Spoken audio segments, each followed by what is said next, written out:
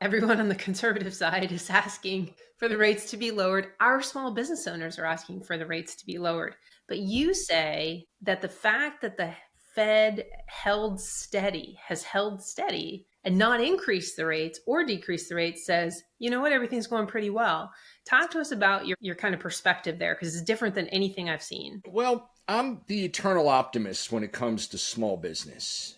I think when you started your business, when anybody started their business, they didn't say, well, rates are low, it's a good time to start a business. I don't even think the rates entered their mind when they started their company, when they started their business. And so I always feel that attitude should permeate into running your business almost at all times. I don't really, I say in my article, I link back to another article that I wrote, and my general tone is always don't get too wrapped up in the news of the day, the headlines. Your business, it's going to have to thrive through good times and bad, through good economies and bad economies. And I try not to get too wrapped up in what the headlines are and even blaming you, oh, I can't make it in this economy. Well, if you can't make it in this economy, maybe you're not going to make it. We talk about Home Depot and Tire King, and they started in the 70s. I mean,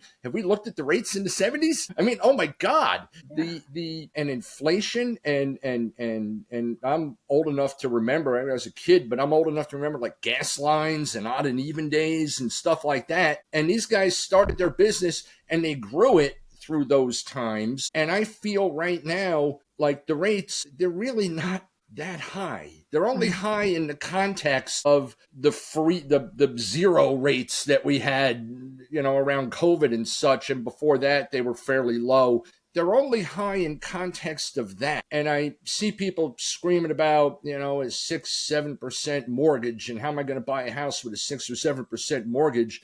And I remember very clearly my wife and I refinancing in, I forget the year, 2002, 2003. I don't know 100% what it was, but we refinanced down to 8%. And man, we were thrilled. We felt like we were robbing them.